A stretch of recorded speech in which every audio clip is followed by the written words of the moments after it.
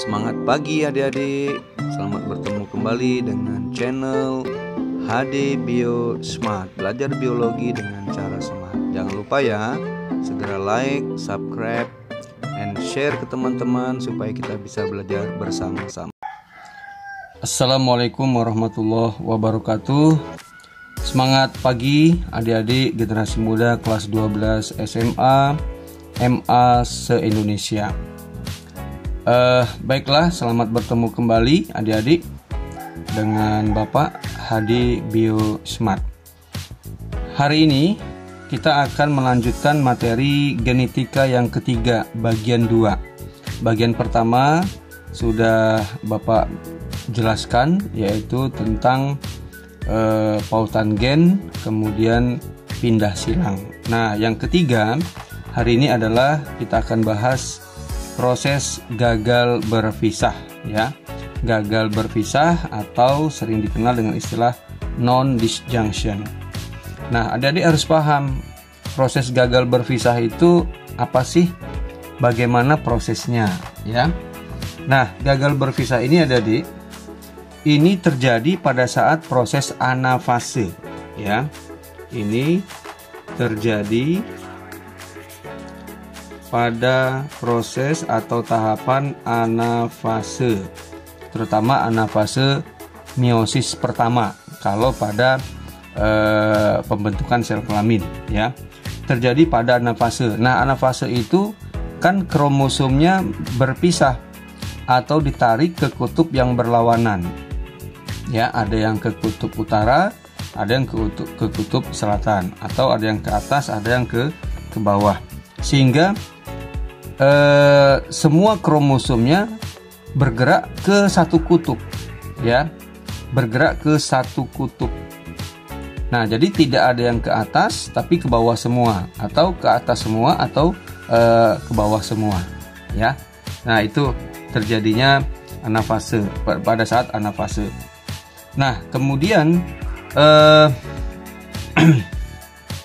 bisa juga gagal berpisah ini terjadi pada saat pindah silang, ya, pada saat pindah silang. Nah, kalau misalkan pada saat pindah silang nih, terjadi pada saat pindah silang atau crossing over, ya, Bapak contohkan contohnya. Misalkan di sini ada gen AI babi, ya, A besar B kecil. Nah, si A dan B ini berpautan, ya, berpautan. Saat pindah silang. Nah, pada saat pindah, maka macam gametnya bagaimana? Nah, itu pertanyaannya, ya. Maka macam gametnya bagaimana? Nah, itu ada di ini soal, ya. Jika diketahui AI babi, A dan B-nya berpautan terjadi pada saat pindah silang atau crossing over, maka macam gametnya berapa? Kalau ini normal, kalau ini bebas semua, adik-adik, ini kan 2 pangkat 2, ya kan, 2 pangkat 2, jadi 4. Nah, sekarang apa yang terjadi kalau A dan B-nya itu berpautan saat pindah silang? Nah, jawab, ya. Jadi bagaimana gametnya? Nah, jadi gametnya itu seperti ini, adik-adik. Jadi kemungkinan pertama AI B besar, karena A-nya itu, A dan B-nya berpautan dan gagal berpisah pada saat pembentukan gamet. Dan satu lagi B kecil. Atau kemungkinan kedua, A babi dan A kecil, ya, sorry, ini A kecil. Nah, ini kalau gen-gen pada ovum ini dibuahi atau terjadi perfertilisasi, maka kemungkinan individunya tidak terbentuk.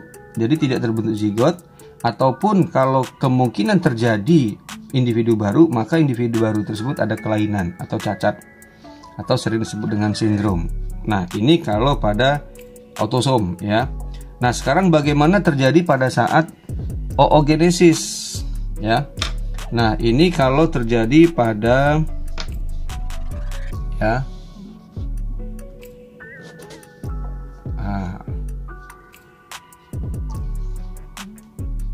terjadi pada oogenesis pada saat oogenesis atau pada saat pembentukan ovum ya, pada saat pembentukan ovum. Nah, bagaimana gamet-gamet yang terbentuk pada ovumnya?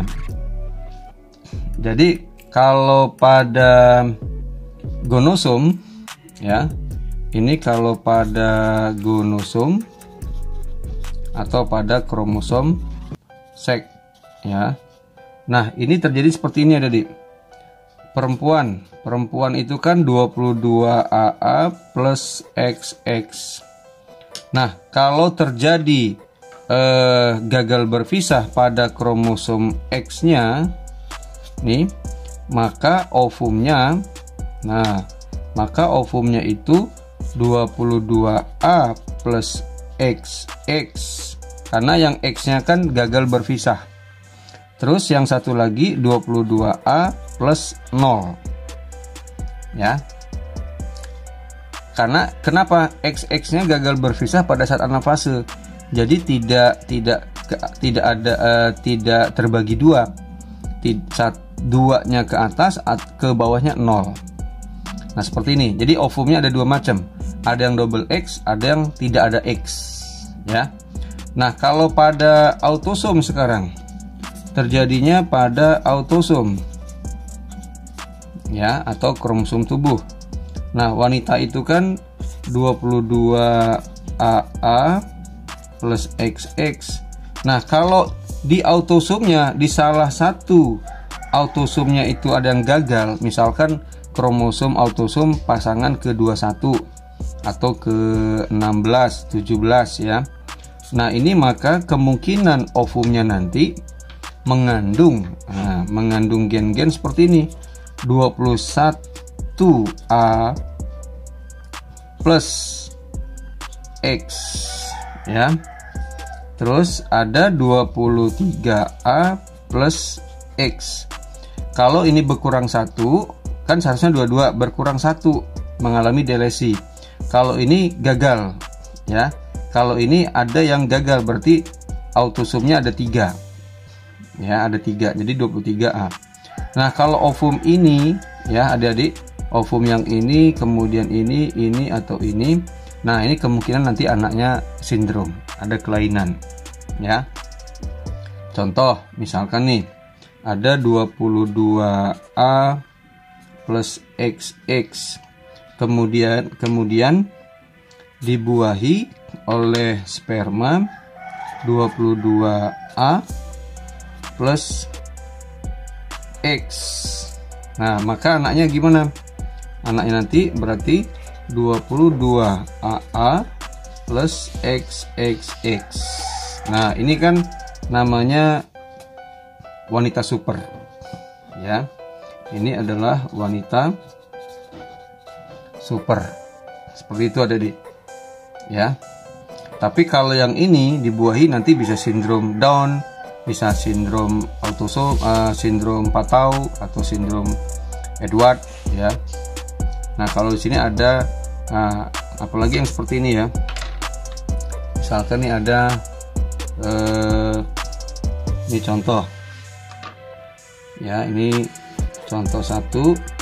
Nah, ini contoh 2. Kalau misalkan di sini ada 22A plus 0. Nah, ini ya, yang tidak ada kromosom X-nya dibuahi. Nah, dibuahi oleh sperma X. Makanya anaknya itu nanti 22AA plus X0. Artinya X-nya cuma 1 ada di. Nah, Kalau cuma satu berarti ini kan perempuan, tidak ada Y ya. Berarti ini perempuan, tapi perempuannya namanya perempuan Turner atau sindrom Turner. Ini sindrom, namanya sindrom Turner. Nah, ini ada di ya. Ini artinya kalau gennya mengalami gagal bervisa, kemungkinan anaknya ada kelainan atau cacat ya. Baik ya, adik-adik, kita lanjutkan yang kedua, determinasi seks. Nah, tadi sudah, yaitu tentang gagal berpisah. Nah, sekarang yang kedua, determinasi seks. Nah, determinasi seks itu apa sih? Yaitu penentuan jenis kelamin ya, berdasarkan jenis gonosomnya atau kromosom seksnya. Jadi determinasi seks itu adalah penentuan jenis kelamin, adik-adik. Penentuan jenis kelamin ya, berdasarkan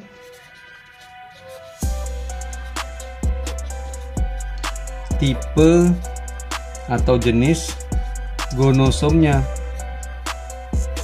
Gonosom masih ingat ya adik-adik, yaitu kromosom kelamin atau kromosom seks. Nah, ini ya. Jadi makhluk hidup itu bisa diketahui jenis kelamin jantan atau betina itu berdasarkan tipe gonosomnya. Nah, ada 5 pembagian atau 5 tipe jenis gonosom, adik-adik. Yang pertama itu tipe X dan Y ya, tipe X dan Y. Nah, ini terdapat pada makhluk hidup apa? Nah, ini terdapat pada manusia ya, terus hewan mamalia ya, mamalia yang menyusui. Kemudian ada pada tumbuhan,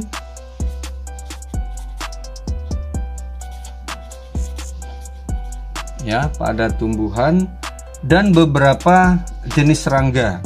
Contohnya lalat buah, ya, lalat buah atau Drosophila melanogaster, ya, atau Drosophila melanogaster. Tapi ini ada keunikannya, adik-adik ya. Lalat buah ini ada keunikannya. Jadi lalat buah itu jenis kelamin jantan ataupun betina itu bukan hanya berdasarkan tipe X dan Y nya saja, tapi juga berdasarkan rasio atau perbandingan antara kromosom X dengan autosomnya. Hanya X ya, kalau Y itu kan untuk menunjukkan tingkat kesuburan. Kalau ada Y berarti dia fertil atau subur, kalau yang jantan. Kalau tidak ada Y berarti dia jantan tapi tidak subur atau steril. Nah, tapi kalau yang menentukan viabilitas atau kehidupan, bisa hidup atau tidak, itu tergantung kromosom X-nya. Ya, semakin banyak X-nya berarti viabilitasnya lebih tinggi. Ya. Oke, nah contoh pada manusia. Pada manusia itu penulisan kromosomnya tentunya adik-adik sudah pernah belajar ya. Jadi pada manusia itu ada 46 buah ya. Contohnya pada manusia. Manusia itu 2N-nya adalah 46 buah kromosom. Ya, itu pada sel tubuh. Nah, ini pada sel tubuh. Nah, penulisan formula kromosomnya bagaimana?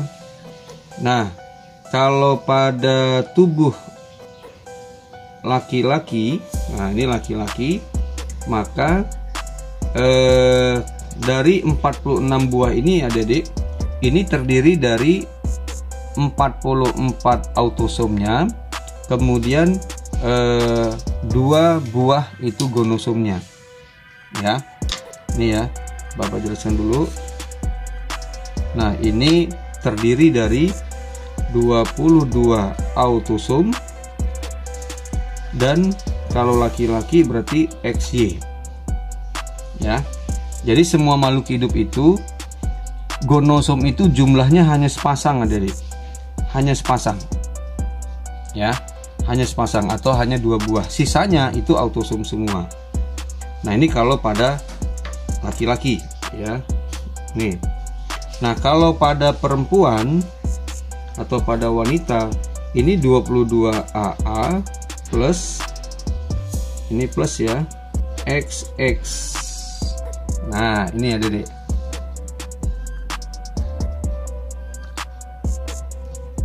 ya. Nah ini juga gonosomnya 2. Ini kalau pada sel tubuh ya, ini pada sel tubuh berarti ini 2N, ini juga 2N. Paham ya? Nah bagaimana pada ovumnya? Nah kalau pada ovumnya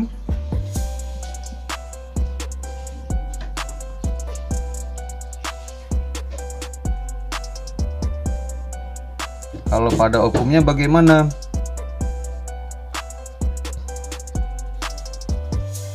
Berarti ovum itu 1N, adik-adik. Ingat, ovum itu mengalami meiosis. Berarti dia setengah dari 44. Berarti kan 22. Berarti ovumnya itu adalah 22A plus X. Kalau sperma juga 1N ya, atau haploid. Berarti 22A plus X dan 22A plus Y. Karena pada sperma itu kan ada kromosom X, ada kromosom Y. Kalau pada ovum dia hanya satu, hanya X saja. Jadi tipenya sama, 22A plus X. Atau biar lebih jelas kita buatkan 22A plus X dan ya 22A plus X. Jadi kromosom autosomnya 22 buah, satu gonosomnya 1, X-nya 1 ya, gonomsnya 1, berarti 22 tambah 1 23. Nah ya kan, kalau 46 itu 2N-nya. Ingat ya, 2N itu 46. Kalau setengahnya berapa? 23. Nah seperti itu, adik-adik. Jadi kalau pada ovum sperma itu 23 totalnya. Jadi kalau wanita ovumnya cuma satu macam, kromosom X-nya 1. Kalau laki-laki spermanya ada 2 macam, ada X, ada Y. Ya, 22 autosomnya, 1 gonosomnya. Ini juga sama, 22 autosomnya ditambah 1 gonosom Y. Nah, seperti itu kalau pada manusia. Nah, kemudian yang kedua, pada lalat buah. Nah, lalat buah ini sama, tipenya X dan Y juga, adik-adik. X dan Y, cuman penentuan jenis kelaminnya itu berdasarkan perbandingan X dan autosomnya itu sendiri. Ya. Jadi yang tipe kedua itu adalah berdasarkan perbandingan rasio ya, tipenya pun tipe X dan Y juga, tapi berdasarkan berdasarkan rasio atau perbandingan antara X dan autosomnya. Nah, ini contohnya hanya terjadi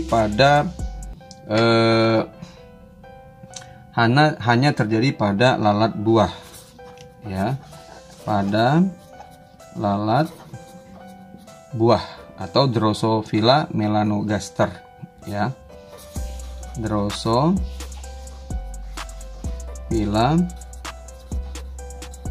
melanogaster. Nah itu ada deh ya.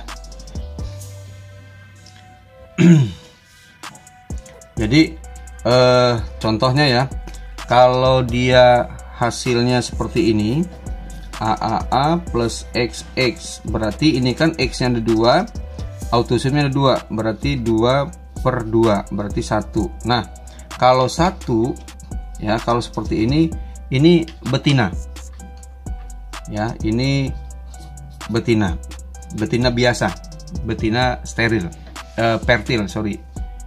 Tapi kalau yang seperti ini, AAA plus XX, ini hasil kalau dia mengalami gagal berpisah kan kemungkinan kromosomnya seperti ini anak-anaknya. Ini ada 3, autosomnya 2, berarti 3/2. Nah, kalau 3/2 berapa? 1,5. Nah, kalau 1,5 jenis kelaminnya apa?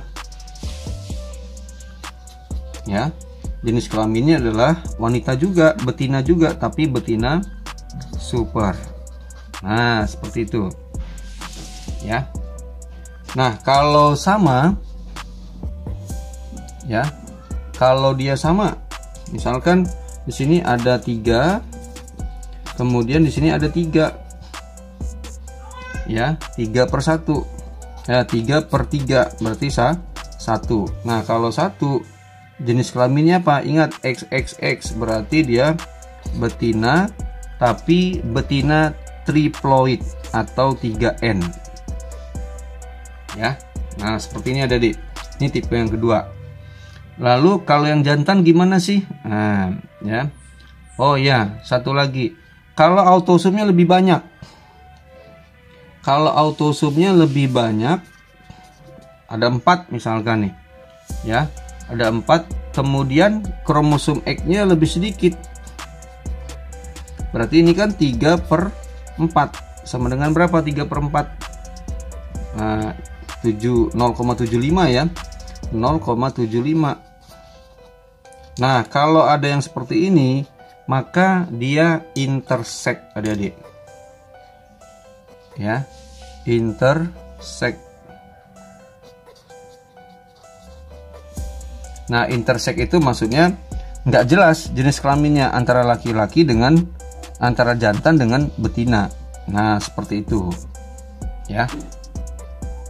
Lalu bagaimana kalau yang jantan? Nah, kalau yang jantan adik-adik seperti ini. AAA plus XY. Berarti ini kan 1/2. Berarti 0,5. Nah, kalau 0,5 ya, jenis kelaminnya bagaimana? Ini jenis kelaminnya karena ini XY, berarti ini jantan. Ya. Jantan. Nah, lalu kalau dia ada 3 autosomnya, ini berarti 1/3. 1/3 berarti berapa? 0,33. Ini jantan atau betina? Jantan, karena ada XY, ya, ada Y-nya. Tapi A-nya lebih banyak. Nah, ini ternyata jantan tapi dia super. Nah, jantan super. Nah, lalu kalau tidak ada tidak ada Y-nya, ya, misalkan dia autosomnya normal, dia Y-nya nggak ada atau X0, ya. Kalau tidak ada berarti kan X-nya cuma 1. Berarti ini 1/2. Berarti 0,5 juga. Nah, ini jantan, tapi jantannya steril. Ya. Jantannya steril, adik-adik. Artinya mandul. Nah, kalau yang di atas, nah ini jantannya fertil. Ya, artinya subur. Jadi jantan yang normal ya yang fertil. Tapi kalau yang X0 dia steril, artinya mandul, tidak punya keturunan, tidak bisa membuahi lalat betinanya. Nah, itu dari determinasi seks, ya, yang tipe XY, tetapi berdasarkan rasio atau perbandingan. Nah, kemudian tipe yang ketiga, ya, tipe yang ketiga,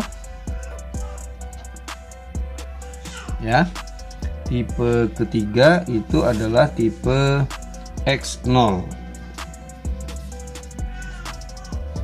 X0. Nah, ini pada contohnya adalah pada belalang, ya, beberapa jenis serangga.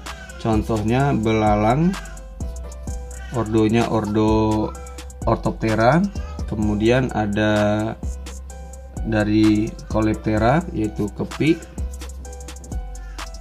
dan serangga ya. Serangga itu kecoa contohnya. Nah, kalau di sini ada Dik, hampir sama kayak lalat tadi. Lalat itu kan serangga juga ya. Nah, ini ada X0. X0 itu berarti yang jantan ya. Tapi kalau yang lalat buah ini jantannya steril. Nah, tapi kalau di belalang, kepi atau kecoa tadi, kalau X0 itu jantan tapi dia fertil. Ya. Jantan tapi dia fertil. Nah, contohnya pada belalang. Belalang itu ada 24 buah kromosomnya. Ya, kromosomnya itu ada 24 buah kromosom pada belalang ya. Nah, sekarang yang contoh yang belalang ya, kita buat yang belalang. Nah, belalang yang betina ya. Contohnya di sini kita buat belalang betina. Nah, ini jumlah kromosomnya kan 24. Nah, 24 itu terbagi menjadi dua ada Dik. Yang dua buah atau sepasangnya gonosom, berarti 22 buah itu autosomnya. Nah, bagaimana formula kromosomnya atau karyotipenya ya? Nah, untuk karyotipenya berarti autosomnya kan 20, di sini 24 total, berarti 22 autosom ditambah 2 buah gonosom. Nah, ini yang betina ya. Nah, kemudian yang jantannya berarti 22A plus XY ya. Nah, itu atau 11 pasang. 22 buah ini kan sama dengan 11 pasang. 11 pasang plus 11 pasang, 11 AA plus XX atau 11 AA plus XY. Nah, itu ya. Jadi itu untuk yang X0. Oh ya, sorry, X0 di sini ya. X0. Nah, bukan XY karena ini tipenya X0. Jadi jantan itu yang X-nya cuma 1, tidak ada Y-nya. Oke, nah itu yang tipe X0. Nah, kemudian yang ketiga itu adalah tipe ZW ya. Ya, yang ketiga. Yang keempat ini ZW ya. Tipe ZW. Nah, ZW ini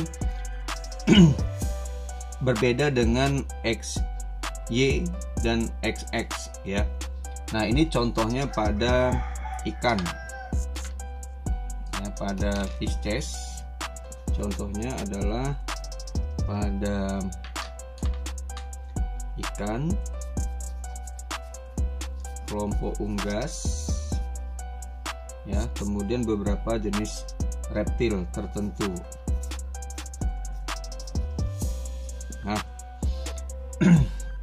Nah, contohnya ayam.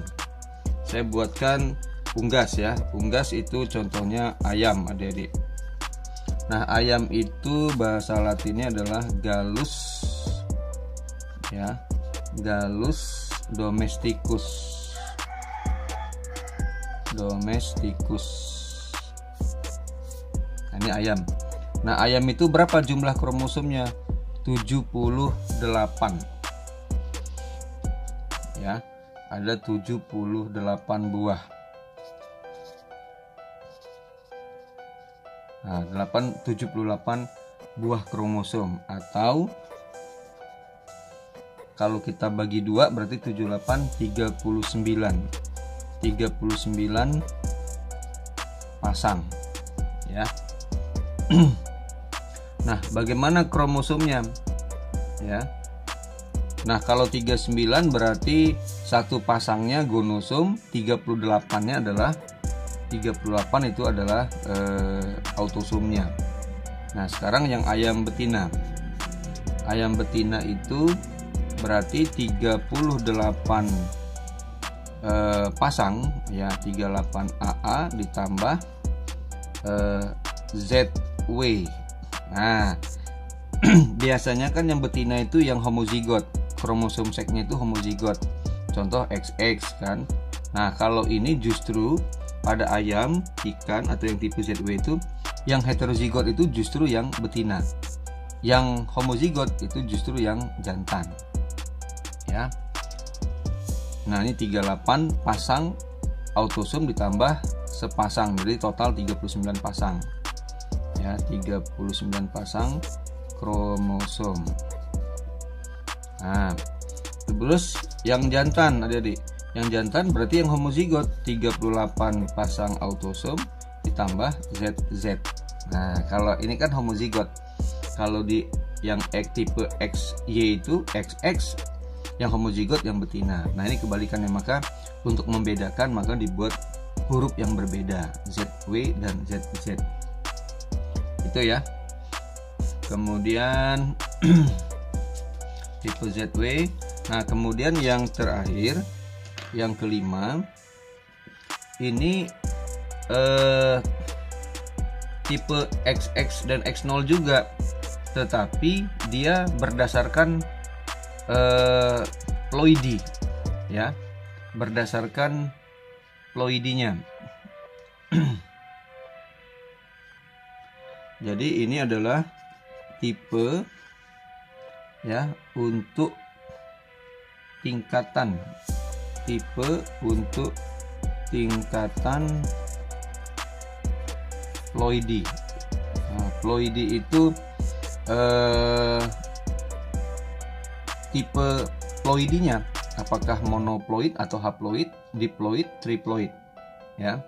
Nah, ini tipenya adalah tipe N dan 2N, tipe haploid, tipe diploid.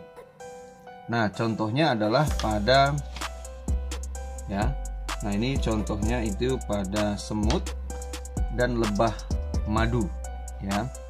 Contohnya pada semut dan lebah madu. Nah, nih. Nah, ceritanya kalau lebah madu itu, adik-adik, begitu yang si jantannya melakukan pembuahan terhadap lebah ratu, nah, testis lebah jantannya tertanam ke dalam oviduk yang betina, ya, di dalam, katakanlah, alat reproduksi bagian dalamnya yang lebah ratu. Nah, setelah itu yang jantannya langsung mati, adik-adik, karena testisnya lepas masuk ke dalam alat reproduksi lebah ratunya. Nah, jika ada sperma lebah jantan yang ada di testis tadi membuahi ovum pada lebah ratu, maka anaknya akan mempunyai kandungan kromosom yaitu XX, ya. Nah, misalkan di sini, ya, ada lebah ratu. Kalau lebah ratu kan berarti yang betina. Kemudian di sini ada lebah jantan. Nah, lebah jantan. Nanti lebah ratu itu tadi XX, ya, ini kromosomnya XX, yang jantan kan X0. Ingat, ya, lebah jantan, lebah madu jantan itu termasuk serangga. Serangga itu tipenya X0 kalau jantan. Nah, jadi yang ini gametnya kan cuma satu, ini ada dua. Nah, kalau pembuahannya ini parental, ya, pembuahannya berarti di sini kan XX dan satu lagi X0. Nah, X0 itu artinya apa? Si ovumnya itu tidak melalui pembuahan. Nah, inilah hasil dari namanya parthenogenesis. Nah, artinya ovum tidak melalui pembuahan sperma, tapi bisa menghasilkan individu baru atau sering disebut lebah pekerja. Nah, jadi X0 ini nanti akan menjadi lebah pekerja. Nah, ini akan menjadi lebah betina lagi, ya. Nah, ini yang 2N, sedangkan yang ini 1N. Nah, itu ada di. Jadi ada 5 tipe determinasi seks, ya. Ada tipe XX, ada tipe XX juga, cuman berdasarkan XX dan XY cuman berdasarkan rasio atau perbandingan antara kromosom X dengan autosomnya. Kemudian yang ketiga tipe X0. Kemudian yang keempat tipe ZW, dan 5 tipe N dan 2N. Contohnya pada semut dan lebah madu. Ya. Jadi ada anaknya yang kalau yang dibuahi XX, kalau yang tidak dibuahi X0 atau hasil partenogenesis. Nah, demikian adik-adik yang determinasi seks. Kita lanjutkan berikutnya yang pautan seks ya.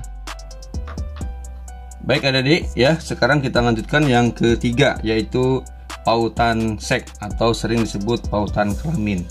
Nah, pautan kelamin itu apa sih? Nah ya, nah adik-adik juga harus paham apa itu pautan kelamin. Nah, pautan kelamin adalah peristiwa gen-gen yang terpaut atau yang terangkai atau terdapat pada kromosom seks atau sering dikenal dengan istilahnya apa? Gonosom. Nah, gonosom ya. Gonosom itu kromosom kelamin. Nah, seperti yang kita ketahui bahwa kromosom kelamin ini ada dua, adik-adik. Ya. Pertama ada namanya kromosom X. Jadi terpaut pada kromosom X atau sering disebut dengan istilah sex linked. Nah, ini ya, pada kromosom X artinya gen-gen tertentu dia hanya ada di kromosom X, dia tidak ada di autosom. Nah, kalau pada X bisa pada laki-laki, bisa pada perempuan. Karena di laki-laki ada kromosom X, perempuan juga ada kromosom X. Nah, yang kedua pada kromosom Y atau sering disebut dengan Hollandrick. Nah, Hollandrick ini berarti hanya pada laki-laki. Karena di perempuan kan tidak ada kromosom Y. Ya. Nah, sekarang kira-kira siapa sih orang yang pertama kali melakukan percobaan atau menemukan terjadinya pautan seks? Nah, ini ada tokohnya, adik-adik. Ya, tokoh penemunya. Nah, mungkin adik-adik pernah baca ya, namanya Thomas Hunt Morgan. Nah, ini orang kebangsaan Amerika, tepatnya lahir di Kentucky, Amerika Serikat ya. Pada tahun dia lahir 1866 dan dia meninggal tahun 1945. Sekitar 70 tahunan ya, 79 tahun. Nah, objeknya apa sih yang diamati oleh si Morgan ini? Nah, ternyata yang diamati itu adalah lalat buah, adik-adik. Tahu ya lalat buah? Lalat yang kecil-kecil yang sering menghinggapi buah-buahan yang udah mulai busuk. Nah, ini lalat buah, contoh di semangka banyak gitu ya, di nanas, kemudian di buah-buahan lain. Atau namanya Drosophila melanogaster. Nah, ini ya, lalat buah itu namanya Drosophila melanogaster. Nah, dia menyilangkan. Nah, ya, dia menyilangkan atau persilangannya, ya, dia menyilangkan lalat buah jantan mata putih, ya, disilangkan dengan betina mata merah. Nah, bagaimana hasilnya? Nah, dia buat diagram persilangannya ya. Nah, diagram persilangannya seperti apa? Nah, kita bahas ya. Nah, jadi karena ini pada kromosom X ya, pada kromosom X ini ya. Nah, dia membuatnya jantan. Jantan berarti mata putih ternyata itu resesif. Jadi X Mi. Nah, Mi itu mata putih yang resesif. Kemudian Y ya, jantan mata putih. Kemudian disilangkan dengan betina mata merah, berarti XM besar, XM besar, Xma Xma, bacanya Xmy Xma Xma ya. Nah, kalau persilangan seperti ini kan disebut persilangan monohibrid, adik-adik. Nah, masih ingat ya, kalau persilangan monohibrid kita pakai hukum Mendel 1, yaitu kita pisahkan gen-gennya atau genotipnya. Nah, jadi gametnya kita pakai hukum Mendel 1. Berarti ini X, Mi, dan Y. Sedangkan yang betina ini gennya cuma satu, X, Ma. Ya. Nah, kita lihat anaknya. Ya. Kita lihat anaknya di situ. Berarti jadi kalau udah persilangannya nggak ada bedanya dengan persilangan Mendel biasa, Adik. Karena ini kan hukum Mendel 1, pakai hukum Mendel 1 karena persilangan monohibrid. Nah, kita silangkan nih, sperma X-Mi membuai X-Ma. Berarti yang nanti anaknya X-Ma X-Mi, ya kan? Kemudian yang satu lagi sperma Y akan membuai ovum X-Ma. Ini ovum, ini sperma ya. Berarti anaknya X-Ma Y. Nah, di sini bisa dilihat coba dari induknya kan jantan mata putih. Terus ini betina mata merah. Ternyata anak laki-lakinya, anak jantannya itu mata merah. Nggak ada yang mata putih. Tapi betinanya ini mewarisi gen mata putih. Ya. Nah, X-Mi ini dapat dari mana? Dari bapaknya, dari induk jantannya. Nah, berarti di sini terjadi criss-cross inheritance. Jadi kalau induk jantannya membawa gen resesif, maka dari induk jantan ini akan diwariskan ke anak betinanya. Ya. Nih, jadi anaknya betina mata merah, tapi mata merahnya heterozigot. Ya, heterozigot. Kemudian jantannya mata apa nih? Mata merah juga. Jadi anaknya 100% mata merah, tapi yang satu heterozigot, yang satu ya heterozigot juga, cuma yang jantan ya mata merah. Berarti 50% betina mata merah, 50% jantan mata merah. Ya. Oke, jadi 50-50. Kalau yang ditanya berapa anak jantannya? Nah, kalau anak jantan 100% mata merah. Anak betina mata merah heterozigot semua. Nah, ini kalau pada lalat. Nah, kalau pada manusia contohnya apa? Ada di contohnya pada buta warna hemofili, ya. Nah, kalau pada manusia itu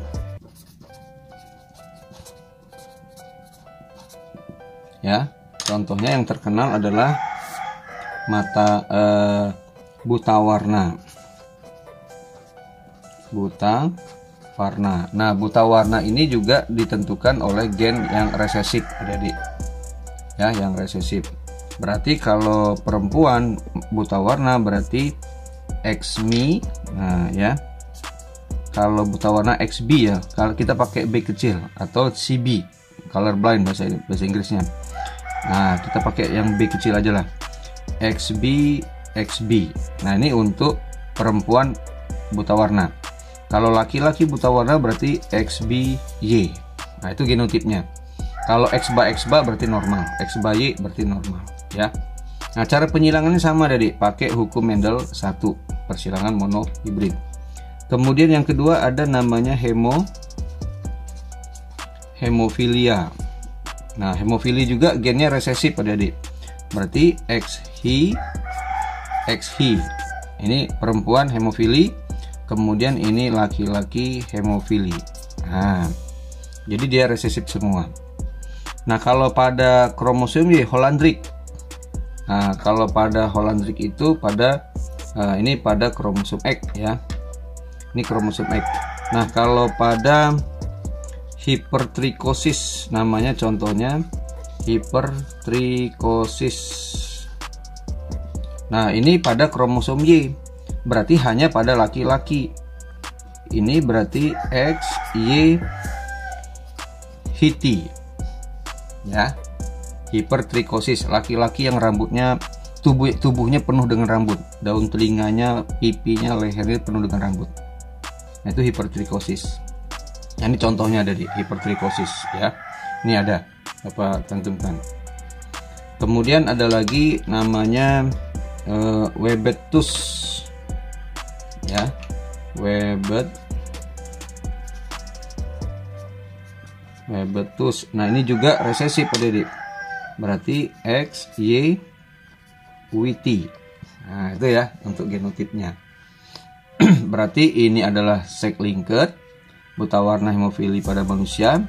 Nah, ini hipertrikosis Webetus itu Hollandrick pada laki-laki. Jadi kalau Hollandrick itu berarti kan gennya terpaut pada kromosom Y, berarti hanya di laki-laki saja.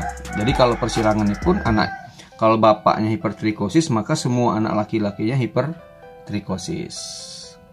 Paham ya? Baik adik-adik, nah mungkin pada video kali ini itu saja yang bisa Bapak jelaskan. Nanti akan Bapak lanjutkan ke pola polaritas pada manusia ya. Contohnya ada albinisme ya, ada thalassemia, ada apalagi gen letal ya, gen letal, kemudian yang lain-lain. Baik, terima kasih. Nah, untuk adik-adik jangan lupa ya, bagi yang baru menemukan channel Bapak ini silahkan di subscribe dulu, like, komen, dan share ke teman-temannya supaya adik-adik kita bisa belajar sama-sama. Baik, terima kasih atas perhatiannya. Semangat belajar, semoga adik-adik bisa menggapai impian adik-adik semua. Terima kasih. Wassalamualaikum warahmatullahi wabarakatuh.